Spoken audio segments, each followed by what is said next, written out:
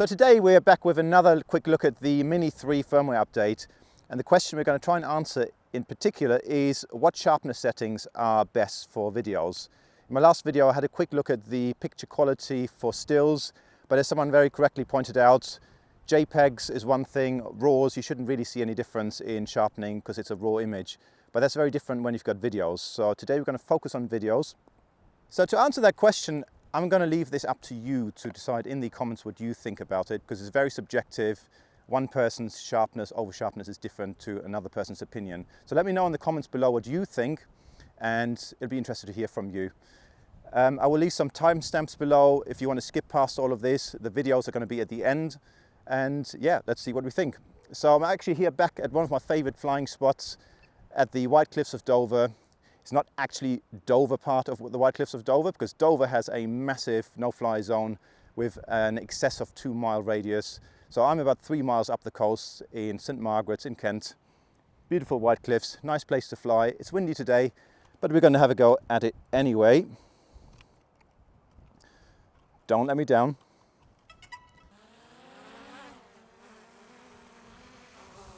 So it is quite windy today. We've got a wind speed of about up to about 20 kilometers an hour. It's worse up there. It definitely feels worse, but it should be all right. Bit of a gutsy move, because if you lose it here, you're never going to get back again. But there we go, the things we do. All right.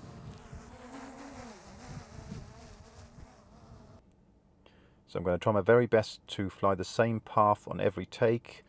I'll be doing -2 first, then at 0, and then +2 on sharpness. So I'm increasing the sharpness as I go along, and I'm filming in 4K 30 frames per second. Normal picture profile. I should be... So I've turned auto white balance off, because the auto white balance can cause some weird shift, or very stepwise shift in white balance as you fly. So it's good advice to turn that off whenever you can. And I'm in 1/60 frames per second, which I should be able to get that exposure about right. So there you go, that's about right, like that. So ISO 100, 1/60, manual white balance, pro mode, and 4K 30. So this is my first take. I'm going to start, just take a little 30 to 60 second clip, and then we'll do the same thing again with 0 and +2. So just check that I'm at -2, so I'm not. So we'll change this to -2.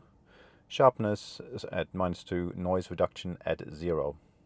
So here we go.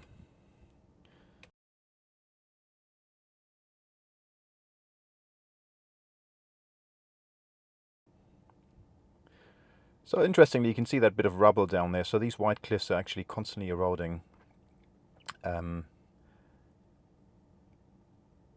Moving by quite a considerable amount every year. Something to bear in mind if you walk across the top of them and sit on the edge. Be aware that that edge can break away.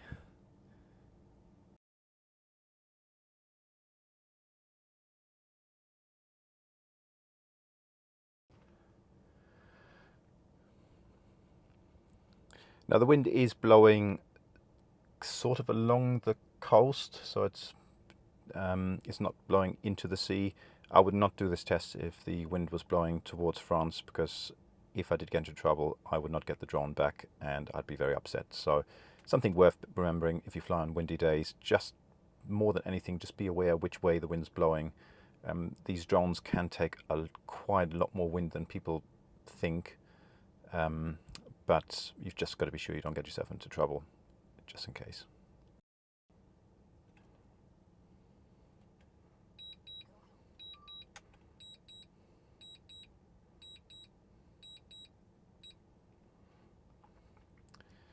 Right, that's it all finished. I'm going to come back now and we can have a look at the footage.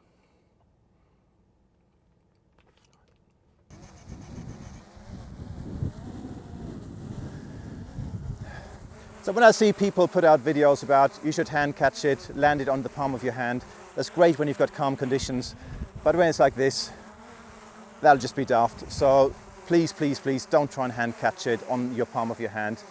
Bring it down, bring your hand up from the back below there, grab it, hold down on your throttle, and you're good to go. I find this much safer. It's great to land it on the palm of your hand on a calm day, but not like this. Anyway, we're going to have a look at the footage now. Hopefully some interesting results from that, and see what you think about it. Until then, thanks for watching, like and subscribe, and we'll see you soon.